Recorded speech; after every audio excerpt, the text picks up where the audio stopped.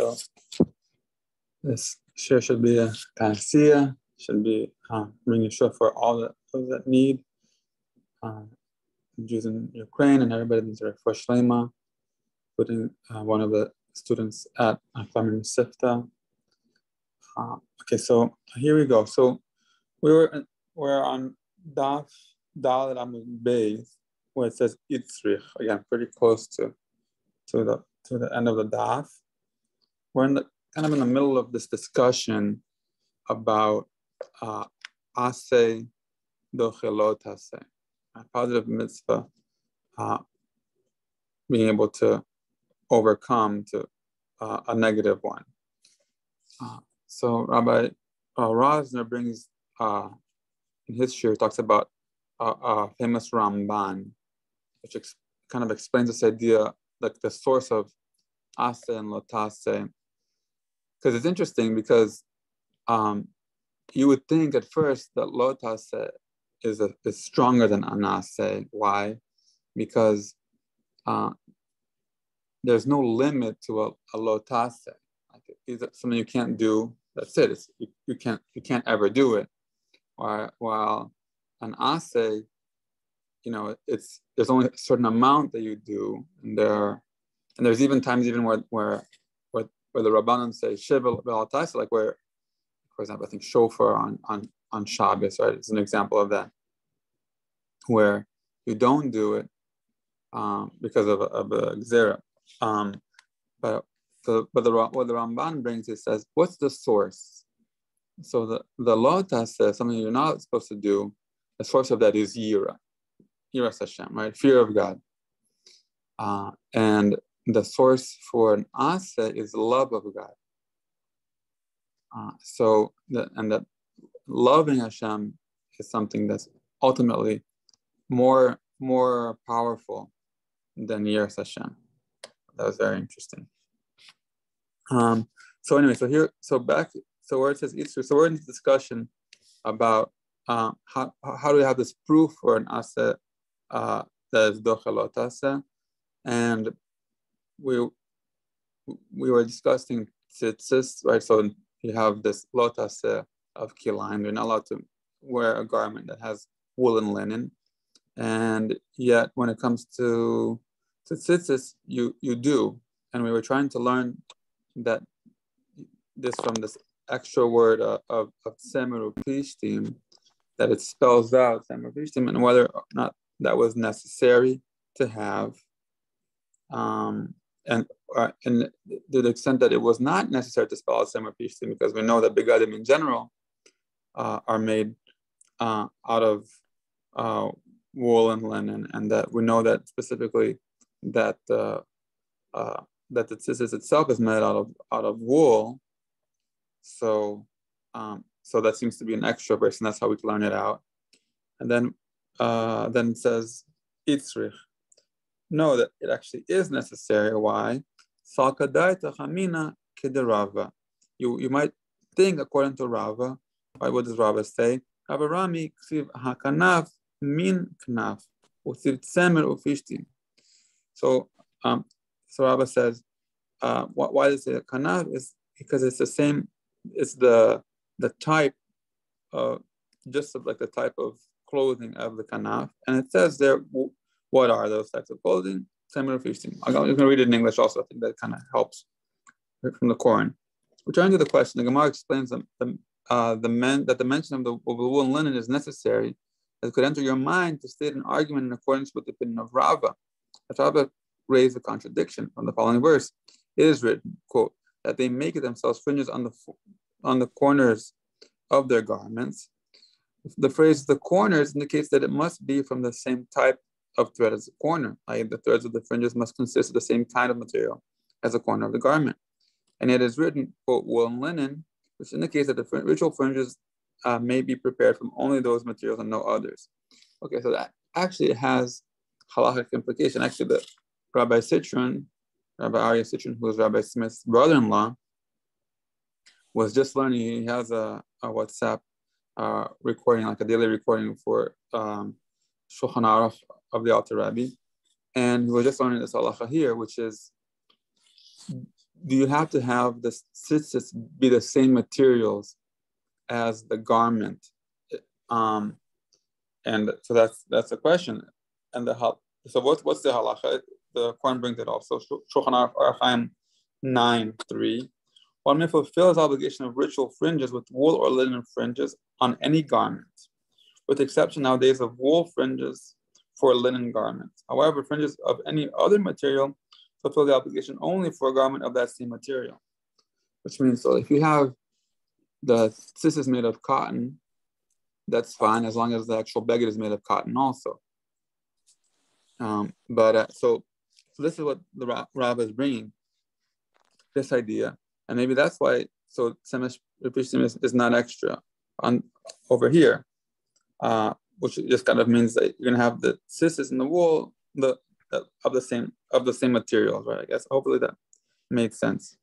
Ha ketzad semer pishtim potrin ben beminan ben shelo beminan shal minin beminan potrin shelo beminan ein potrin. So right, so how so? How can this condition be resolved? Fringes made of wool and linen fulfill the obligation of ritual fringes, whether the clothing is of the same type, or whether it's not from the same type. Conversely, with regard to other garments, other kinds of material, if the ritual fringes are of the same kind, like silk fringes or silk clothing, they fulfill the obligation. But if the cloth is not of the same type, they do not fulfill the obligation of ritual fringes. Consequently, if it were not for the phrase wool and linen, it would have been necessary to prepare ritual fringes from the same material as the garment itself, even when using wool or linen. Okay, so again, so this extra semer pishtim is necessary because otherwise you would think that you would have wool tzitzis. You would have to have that only on wool clothing, right? And here we learned that no. Okay, so if we don't have an extra pasuk to learn out, so the whole thing is that we're trying to be able to learn out, have something extra for us to learn out this idea of asa duchalot aseh. Okay, so here we go. Continue. Okay, but this whole thing that we're saying is necessary is for this idea of Rabbah that it has to be the same type of garment. But the Tana of Rabbi Shmuel doesn't hold of this opinion of Rabbah. We're here in the English. The Gemara asks, but the Tana from the school of Rabbi Shmuel does not maintain in accordance with the opinion of Rabbah, since the Tana holds that there is no obligation to place ritual fringes on clothing that is not made of wool and linen. Oh, so he's saying also, so Rabbah is even saying a little bit more than that, saying that if it's not wool or linen, then it wouldn't need tzitzis altogether. The reason is that when the Torah speaks of garments, it is referring exclusively to clothes made of wool and linen. Consequently, Rabbah's interpretation with regard to different types of material does not apply to the opinion from the school of Rabbi Shmuel. Okay, so Rabbah, this idea of Rabbah cannot apply to Rabbi Shmuel because Rabbi Shmuel says if the garment is not made of wool or linen, it doesn't need tzitzis at all. Okay, so why is it necessary then? Itzrich sakadai tachamina ki diuka de Rabbah hakanaf min knaf v'hikam harachmana abid leitzemer letzemer upishtim lepishtim v'achiva v'yavida semer letzemer tzveya about semer lepishtim upishtim letzemer lo katav rachman semer lepishtim da'afilu semer lepishtim upishtim letzemer. Okay, so even with Rabbi Shmuel, you can still have a need for this extra verse because you would think if you have a garment of wool, you would need wool tzitzis, and if you have a garment of linen, you would have linen tzitzis, and you wouldn't be able to, have wool with linen, linen with wool. So you have this extra verse, even according to the time of Rabbi Shmuel, would still work. Okay, I think it's helpful to read in English just to. I hope it's okay with you guys. I'm going to keep. If you think otherwise, just let me know. The Gemara responds, it's nevertheless necessary to state wool and linen, as it could enter your mind to say, in accordance with the inference of Rava, that the phrase, quote, the corners indicates that it must be from the same type of thread as the corner, but in a different manner. This is what the merciful one is saying. Prepare for wool fringes for a wool garment and linen fringes for a linen garment. And when you prepare wool fringes for wool clothing, dye it in sky blue. However, if you prepare wool fringes for linen garments or linen for wool clothing, you need not include a sky blue thread. Therefore, the Merciful One states wool and linen, which teaches that one fulfills the obligation of fringes even with the wool fringes for linen garment or linen fringes for a woolen one. Okay, so there's extra thing about also this of the dyeing it blue. What I guess it's just to be able to, if you have the same material, you still have to dye that one of the strings. Okay. All right. So I guess so that kind of helps answer why it was necessary for telling the Rabbi Shmuel. So now we're going to go back to the opinion of Rabban. Tenach l'tana the Rabbi Shmuel, Rabbanan Menalahu. The Gemara comments, this works out well with regard to that which the school of Rabbi Shmuel taught, that all garments mentioned in the Torah are composed of linen and wool. However, according to the opinion of the rabbis who do not accept this opinion, from where do they derive the principle that a positive mitzvah overrides a prohibition? I stated previously the conclusion that the positive mitzvah to place fringes on a garment overrides the prohibition against mixing linen and wool is derived from a free expression in the biblical verse. However, the expression is free for interpretation only in the opinion of Tana in the school of Rabbi Shmuel. Okay, so nafka lahum mirosha. Okay, so according to the Rabbanan, we don't have this extra verse in tzitzis, so we can't learn at all this idea of asem dochlotase from tzitzis. So where are we going to learn it from? We're going to learn it from the shaving of the body of the Metzora.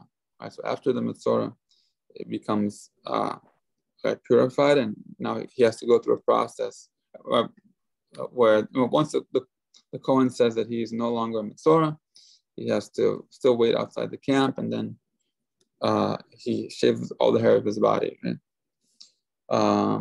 Okay, so then it says,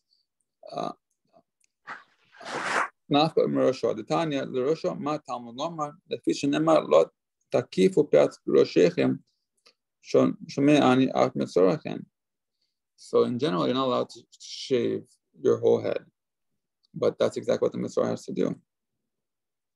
The Gemara responds, they derived it from the verse mentioned with regard to halachot of the purification of a leper from his leprosy. Quote is from Vayikra. And it shall be on the seventh day that he shall shave all his hair of his head, and his beard, and his eyebrows, even all his hair shall shave off. As on the Brisa, since it states all his hair, what is the meaning when the verse states, quote, his head? The Brisa explains that as it is stated, you shall not round the corners of your heads. It is prohibited to shave the corners of the head. I would derive that even a leper is included in that prohibition. The fact that it adds Rosho, Tamulama Rosho, the Chasbar Sabar Haitana, Hakafat Kol Arosh Shema Hakafa. Therefore, the verse states explicitly his head to teach that the mitzvah that a leper must shave overrides the prohibition against rounding the corners of one's head by shaving. The Gemara adds, and this Tana holds that the shaving of the entire head is considered rounding. Some sages maintain that one violates the prohibition against rounding the corners of his head only when he leaves some hair intact and removes the corners alone. Conversely, this Tana holds that even when one removes all the hair of the head, as a leper does when he performs his ritual shaving, as this act includes the corners, he thereby transgresses the prohibition against rounding the corners. This demonstrates that a positive mitzvah overrides the prohibition. Okay, so what's this idea of not rounding, not shaving one's head, not rounding off? Because that's what monks, I guess even today monks do this. But that's other religions, that's what they would do, the priests would do. So we don't want to be like them. But so, one thing that's also very interesting, we're going to get into soon, is that this applies to men. Women do not have this negative mitzvah. Usually, women have all the negative mitzvahs that men do, except for two. This is one of them. The other one is the Bas Cohen eating truma once she leaves her father's house. Okay, so just So I guess this is what I was going to say. We don't want to learn out from this because doesn't apply to everybody. It doesn't apply to women. Okay, the Gemara is an objection against that claim. This proof can be refuted. What about the fact that prohibition against rounding is specific in that this prohibition is not equally applicable for all? As it does not apply to women, and therefore other cases cannot be derived from it. One cannot learn from this halacha that a positive mitzvah that applies only to some people overrides even a prohibition that applies equally to all people. Ela asim is kano. Okay, so what else does the verse say? It says that the Metzora has to shave his beard also. The Tanya is kano matom talmud lomar. If the shenamar ufat zekanam lo yigalechu. Shmeani af kohen Metzora ken talmud lomar zekano. Okay, so we're learning now something. It seems like more restrictive now. Something that applies only to kohanim. Says the kohen shouldn't shave his beard, and the Metzora still shaves his beard. Now the Gemara provides an alternative suggestion. The principle that a positive mitzvah overrides a prohibition is derived from the superfluous verse, quote, his beard, as it is taught in a different brisa. What is the meaning when the verse states, quote, his beard? After all, a beard is already included in the phrase, all his hair. The right answer that is stated from according to priests, neither shall they shave off the corners of their beard. I would rather that even a leper who is a priest is included in this prohibition against shaving the beard. Therefore, the verse states his beard in the case of a leper.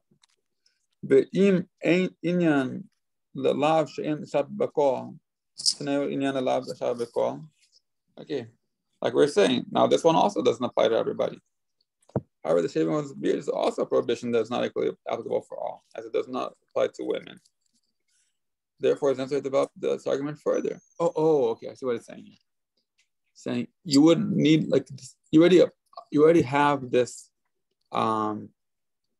problem that doesn't apply to everyone. So the verse brings you even another aspect, like another seemingly superfluous word to teach you that yes, it applies to everyone. That we do learn the idea of the to, I guess, to develop the argument further, as the derivation from the derivation from the term quote his beard is not referring to the matter of a prohibition that is not equally applicable to for all, as a principle that a positive mitzvah overrides a prohibition that does not apply equally for all has already been derived from the phrase his head, and the repetition of this specific scenario must serve to expand upon the teaching. Consequently, refer to the matter of a prohibition that is equally applicable for all. That a positive mitzvah is not equally applicable for all overrides even prohibitions that apply equally to all people. Yeah, it's a little bit not such a simple thing to understand, but it's, again, I'm going to just repeat that idea. Because the shaving of the head applies to men, not women, so you would think, okay, maybe I cannot learn this teaching to apply to others about so I'm going to go further and say that it applies. So I'm going to teach you another verse that applies specifically to men, the part about the beard, to teach you that this applies in general. Okay. I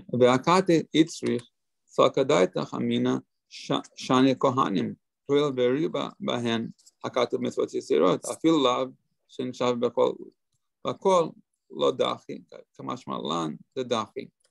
Okay, the Gemara rejects this proof. Still, it is necessary for the verse to state his beard. This phrase is not, in fact, superfluous at all, as it has a novelty. It could enter your mind to say that priests are different, since the verse includes for them additional mitzvot. It is appropriate to be more stringent with them, and therefore one might think that a positive mitzvah should not even override a prohibition that is not equally applicable for all. Consequently, the verse states his beard, and it thereby teaches us that even with regard to priests, a positive mitzvah overrides a prohibition that is not equally applicable for all. This means that the principle that a positive mitzvah overrides even a prohibition that is equally applicable for all cannot be derived from here. Okay, so again, so this verse about the beard is necessary. Why? Because you would think that maybe it would not apply to Kohanim, because the Kohanim have extra mitzvot that are only regarding them. You would think, okay, maybe a regular person does shave, but a Kohen might not shave his beard. So here we learned that yes, a Kohen does shave his beard, and therefore we're still stuck with this mitzvah of the Metzora shaving his head as not being a powerful enough proof of Aseh lo Aseh. Okay, Eila Aseh Merosho Dehach Tanya the Tanya Rosho Matalmud Lomar Lefi Shenemar Tar Lo Yavor Al Rosho Shomeani Af Metzora Ben Nazir Ken Talmud Lomar Rosho. This is how we're going to learn now. That applies to a Metzora that is a Nazir. So maybe a Nazir has a negative mitzvah not to shave his head. But he's also a Metzora, and now he has a positive mitzvah to shave. So we can learn now from here that the salacha that asa dorchelot aseh, that even a Nazir would shave his head if he's a Metzora. Okay, is that a good enough proof? Okay, I'm going to read again in the English. The Gemara rejects this line of reasoning in favor of an alternative answer. The principle that a positive mitzvah overrides a prohibition is derived from a different interpretation of the phrase, quote, his head, cited by this Tana. As it is taught in a brisa with regard to the verse, he shall shave all his hair of his head. What is the meaning of the verse when the verse states his head?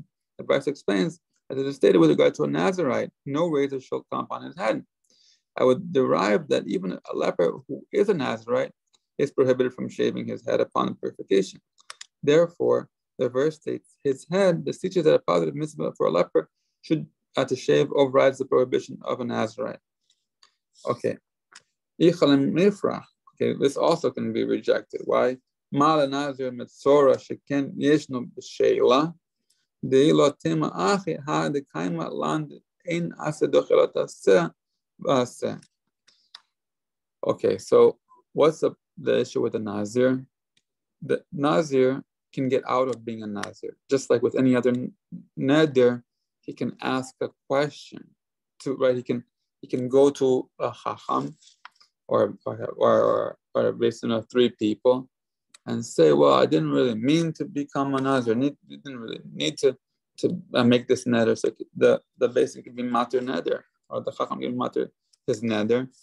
And so it's not as strong of a positive a negative commandment of him not shaving his head as opposed to just any other law in the Torah. And we learn that also from the fact that because really by a Nazir there's also an aseh there. There's a positive and there's a principle. An aseh is dorche alot aseh, but an aseh is not dorche alot aseh plus an aseh. So and we'll see what that. Okay, so then it doesn't quite work. But I'll read it in English also. The Gemara responds that this proof can be refuted as well. What about the fact that prohibition of a Nazirite is not especially severe, as a leprous Nazirite can request to have the Nazirite vow dissolved by a sage? Since he can nullify the prohibition against shaving, this prohibition is evidently not severe, and therefore one cannot prove anything with regard to all the prohibitions of the Torah from this case. The Gemara adds, as if you do say this, that the prohibition of a Nazirite are not as severe as other prohibitions, that halachic ruling that we maintain that a positive mitzvah does not override both a prohibition and a positive mitzvah would be negated. Okay, ligmar min nazir, eila min nazir, my taima lo gamrinan, the ika the mifrach sheken yeshno b'sheila, achinami ika the mifrach sheken yeshno b'sheila. The Gemara explains the previous claim. Let us derive the opposite of this principle from a Nazirite. Okay, so maybe we want to learn the opposite. As in the case of a positive mitzvah for a leper, to shave apparently overrides both positive mitzvah for a Nazirite to grow hair and the prohibition against shaving. Oh, so maybe you want to learn even a more fundamental, stronger idea that an aseh is doiche alot aseh plus an aseh. Rather, what is the reason that we do not derive this principle from the case of the Nazirite? The reason is that there is room to refute this proof from the aforementioned manner. One cannot learn from the Nazirite as a leprous Nazirite can request to have the Nazirite vow dissolved. So too, there is room to refute the proof from the halacha of a Nazirite that a positive mitzvah overrides a prohibition, as he can request to have his vow dissolved. Okay, all right. So so far we were not able to learn out Asa Bichlot Aseh from the Metzora. Ela Olam. So what is the proof? We have to bring a different idea. Mikra Kama. Im ken lema krat sitzis taseh lecha gdilim lamali. Shma mina leafnuye. Okay, so now we're going back to tzitzis, and we're going to say, oh, tzemer ufishtim, for the Rabbanan that wasn't extra. Okay, so maybe, so then what? There was, when it says gedilim, which also referring to tzitzis, that is extra. Okay. And just in English really quick. If so, no proof can be brought from the case of the Nazarite. Rather, the Gemara offers a different explanation. Actually, they learned this from the first verse, which permits the mixture of diverse kinds of wool and linen in ritual fringes. As for the previous claim that, in the opinion of the rabbis, the phrase wool and linen was not superfluous, and therefore there's no cost to derive from the juxtaposed verses, the answer is as follows. If so, no homiletical interpretation can be derived from the source, that the verse say only, you shall make fringes for yourself. Why do I need the expression twisted fringes, gedilim?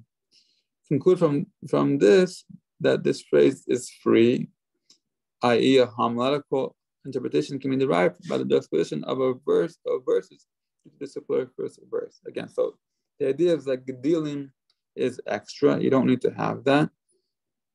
So it's free for us to learn from that. Okay, but now we're going to see that no, that it actually is necessary too. Why?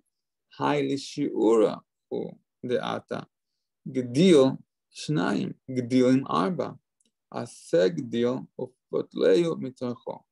Why do we need gedilim to figure out the actual number of strings? So gedil would mean 2, and gedilim would mean 4. I'm going to read it here. The Gemara raises a difficulty. This term, twisted fringes, comes to teach the measure of ritual fringes, i.e. the requisite number of strings for the fringes, as it is taught. Twisted fringe in the singular indicates that it is entwined, which requires at least 2 strings. Consequently, when the verse says twisted fringes in the plural, it refers to 4 strings. This means that one must prepare a twisted fringe and double it over from the middle so that there are 8 strings. Consequently, the term twisted fringes is not superfluous at all. Okay, so then you have this idea that you need gedilim in order to learn out that you have 4 that are actually 8, and that this idea that you have 4 strings and you fold them, as you're making the knots, and then it becomes 8 strings. Gedilim also means, right, it's like growing, right? This idea also that you have part of it that is tied and part of it that's loose. It's interesting also that tzitzis is connected kol Torah. There are a few mitzvahs like Shabbat. I think there are 7 in total that have this idea of being connected the whole Torah. And I read it when I was, Rabbi Aryeh Kaplan has a book, a very short book on tzitzis, and it talks about, there's an idea of, this in between where you have the part of it is knotted, part of it is loose.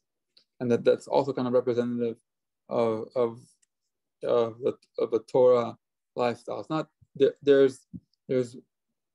not every single thing we do is strictly delineated, right? At the same time, we have the basis, the knot, so to speak, where we have a strong foundation, and then there's this balance of us making our own choices within the framework that's already set up.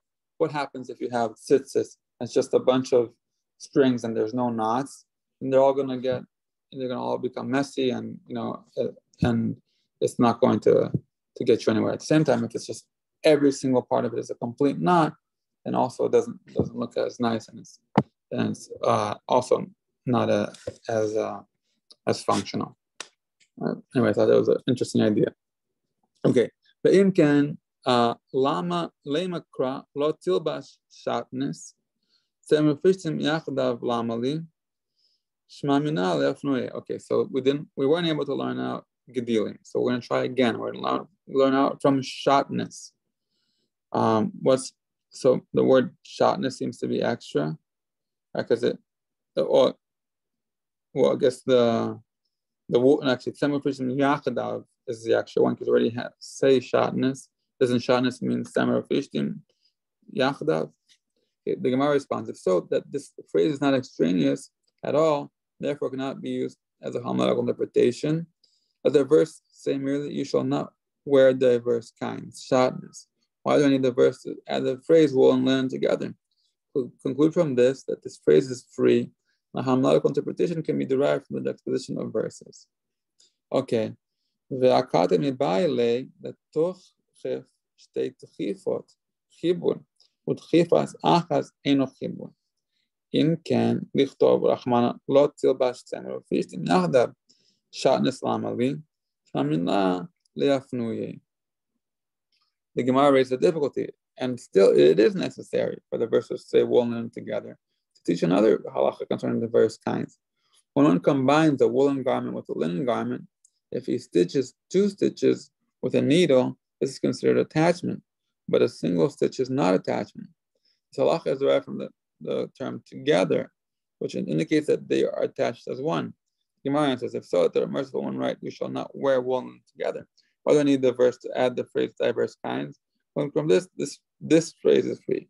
Okay, so yachdav, again, that part is necessary because it has to do with having the stitches, having 2 stitches, and that one is not enough. So then now we're going to say that if yachdav is necessary to teach you that, then the word shatnez is the one that's extra. Okay, so how about that? Now we're going to need that too. Vakati mibayale achehishor tavu vanoz elakula mishatnez nafka. Okay, so what does the word shatnez actually mean? It's an acronym for this phrase, shor tavu vanoz. The Gemara comments, and still it is necessary for the verse to state, quote, diverse kinds, shatnez, as this is interpreted as an acronym that teaches that the halacha of diverse kinds applies only when it is smooth, combed, shoa, spun, tavui, as a thread, and attached nose. But without these characteristics, the connection is not considered diverse kinds. Rather, the Gemara explains that the entire interpretation is derived from the term diverse kinds. Since the Torah uses the high distinctive word shatnez, in addition to functioning as the above acronym, it serves as a source of the verbal analogy with the term in the verse, neither shall there come upon you a garment of diverse kinds mingled together, from which it may be inferred that a positive mitzvah overrides a prohibition. Okay. So we have to now find a different place.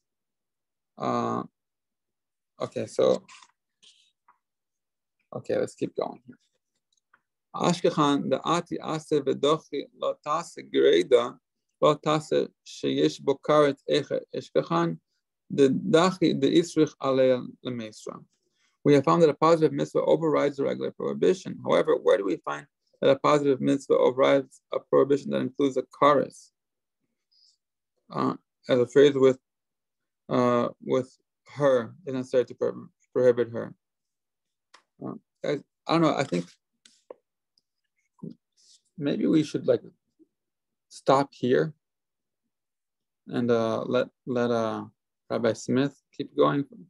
What do you guys think? As whatever. I'm okay. Okay. All right. Okay. So maybe we'll stop here. I think we were Yosef for today. Yeah, you've kept up a pace, which is the important piece.